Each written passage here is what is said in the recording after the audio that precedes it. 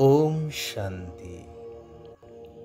एई कल्याणकारी पुरुषोत्तम संगम जुगरे निराकार परमात्मा शिव बाबा जो राजस्व अश्वमेध अविनाशी रुद्र गीता ज्ञान यज्ञर स्थापना करी सारा विश्व को परिवर्तन करी नूतन सत्ययुगी स्वर्ग दुनियार स्थापना कार्य करुछंती।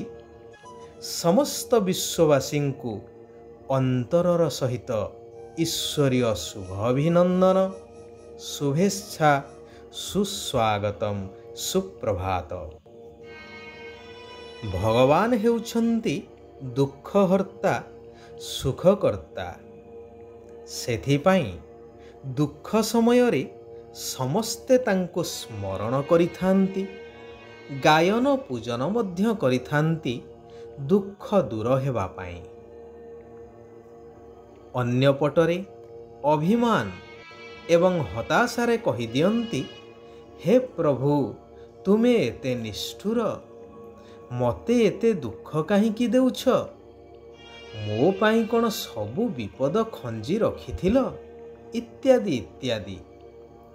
परंतु ना भगवान काहाकू दुख देउछंती ना विपद काहा पाई खंजुछंती।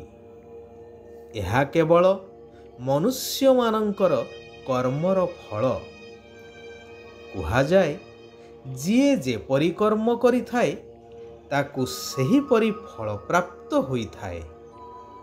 मनुष्य द्वापर जुगरु निजर वास्तविक स्वरूप को भूली देह सर्वस्व होई पांच विकार रूपी मायार संपूर्ण अधीन होई जाइछि, जद्वारा जहा किछि भी करुछि ताहा विकर्मरे ही परिवर्तित हो जाउछि एवं कड़ा हिसाब किताब बनी जाउछि, जद्वारा मन वचन कर्म संबंध संपर्क सबुथिरे समस्तंक द्वारा चाहे व्यक्ति हेउ बा वस्तु वैभव हेउ केवल दुख ही दुख प्राप्त होई चालुछि।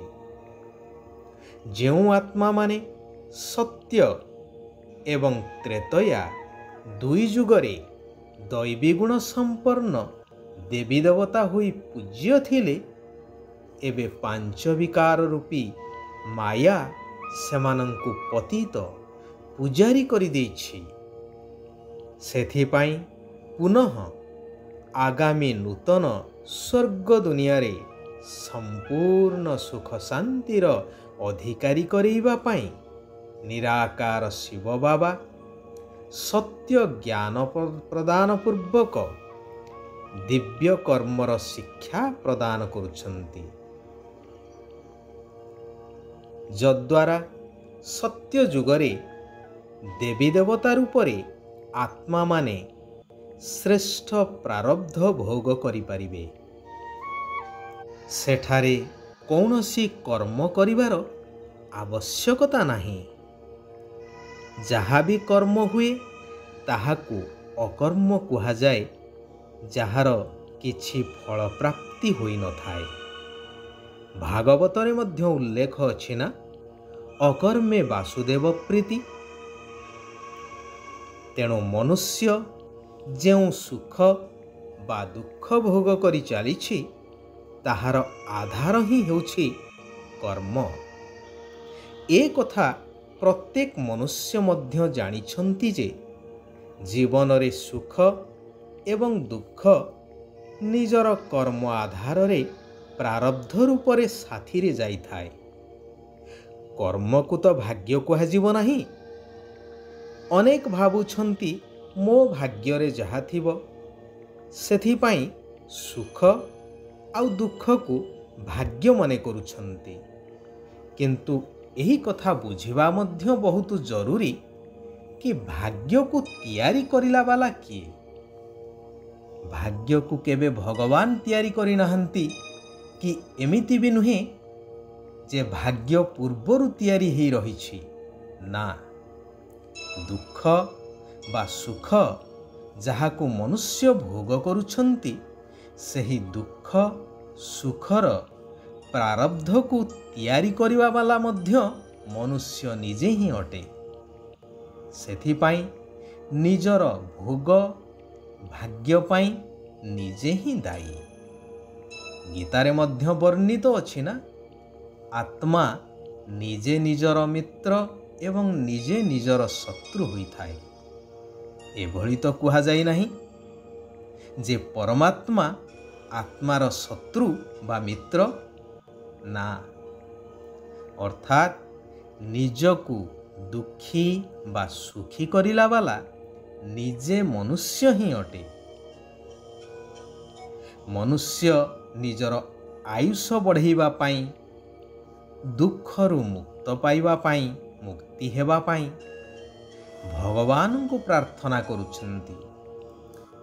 ନିଜର ପିଲା ଯଦି ବିଗିଡ଼ି ଯାଉଛି, ଭଗବାନଙ୍କୁ କହୁଛନ୍ତି, ପ୍ରଭୁ ଭଲ ବୁଦ୍ଧି ଦିଅ। ତେବେ ବୁଦ୍ଧି ବା ମତ ମଧ୍ୟ ମାଗୁଛନ୍ତି। ସବୁ ସମସ୍ୟାର ସମାଧାନର ଆଶା ରଖୁଛନ୍ତି। ଯଦି ସବୁ କିଛିର ତାଙ୍କଠାରୁ ଆଶା ରଖୁଛନ୍ତି, ତେବେ ନିଶ୍ଚିନ୍ତ ଭାବରେ ଭଗବାନ ଏଗୁଡ଼ିକର ଦାତା ଅଟନ୍ତି। ସେଥିପାଇଁ ଆମେ ଜାଣତରେ ହେଉ ବା ଅଜାଣତରେ ଦୁଃଖ ସମୟରେ ନିଶ୍ଚିନ୍ତ ଭାବରେ ଭଗବାନଙ୍କୁ ମନେ ପକାଉଛେ।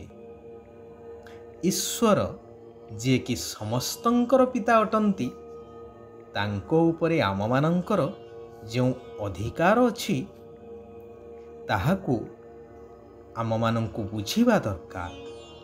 ତାଙ୍କ ଦ୍ୱାରା ଆମକୁ କ'ଣ ପ୍ରାପ୍ତ ହେଉଛି, ସେ କଥା ତ ଆସି ଜାଣିବା ନିହାତି ଦରକାର ବା ବୁଝିବା ଦରକାର। ତେବେ ଯିଏ ଏହି ଆଦି ସନାତନ ଦେବୀ ଦେବତା ଧର୍ମର ହେଇଥିବେ, ଅର୍ଥାତ୍ ଦୈବୀ କୂଳର ହୋଇଥିବେ, ସେହିମାନେ ହିଁ ଆସିବେ ଏହି କଥାକୁ ବୁଝିବା ପାଇଁ ଏବଂ ସେହିମାନଙ୍କର ହିଁ ନିରାକାର ପରମାତ୍ମାଙ୍କର ପ୍ରତି ନିଶ୍ଚୟତା ହିଁ ବଢ଼ିବ। ଶିବ ବାବା କହୁଛନ୍ତି,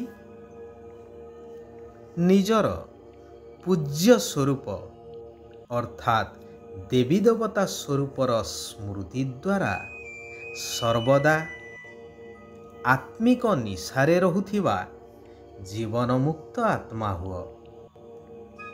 ଜୀବନମୁକ୍ତ ଅର୍ଥାତ୍ ଏହି ଜୀବନରେ ଥାଇ ଜୀବନ ବନ୍ଧନଠାରୁ ସମ୍ପୂର୍ଣ୍ଣ ମୁକ୍ତର ଅନୁଭବ, ଶରୀରର ବସ୍ତୁ ବୈଭବର ବନ୍ଧନଠାରୁ ସମ୍ପୂର୍ଣ୍ଣ ମୁକ୍ତ। ପୂଜ୍ୟ ଆତ୍ମାମାନଙ୍କର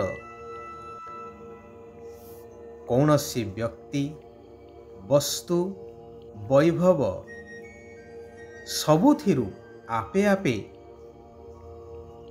ଆକର୍ଷଣ କମିଯାଇଥାଏ। ଅର୍ଥାତ୍ କୌଣସି ଜିନିଷ ତାଙ୍କୁ ଆକର୍ଷିତ କରିପାରିନଥାଏ ଏବଂ ସେମାନଙ୍କ ନିକଟରେ ବ୍ୟକ୍ତି, ବସ୍ତୁ, ବୈଭବ ସବୁକିଛି ଆପେ ଆପେ ମୁଣ୍ଡ ନୁଆଁଇଥାନ୍ତି, ଅର୍ଥାତ୍ ଟାଣି ହୋଇ ଆସିଥାନ୍ତି। ସେମାନେ କାହା ପ୍ରତି ଆକର୍ଷିତ ହୋଇନଥାନ୍ତି।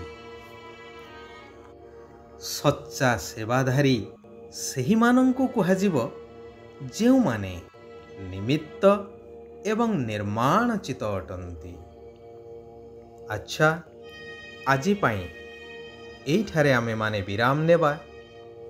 ମାତେଶ୍ୱରୀ ଜଗଦମ୍ବାଙ୍କର ଆଜି ପୁଣ୍ୟ ତିଥି ଅବସରରେ ସମସ୍ତଙ୍କୁ ପୁନର୍ବାର ଆନ୍ତରିକ ଈଶ୍ୱରୀୟ ଶୁଭେଚ୍ଛା, ଶୁଭ ଅଭିନନ୍ଦନ ଜଣାଇ ଏଇଠାରେ ଆମେମାନେ ବିରାମ ନେବା। ଓମ୍ ଶାନ୍ତି, ଓମ୍ ଶାନ୍ତି, ଓମ୍ ଶାନ୍ତି।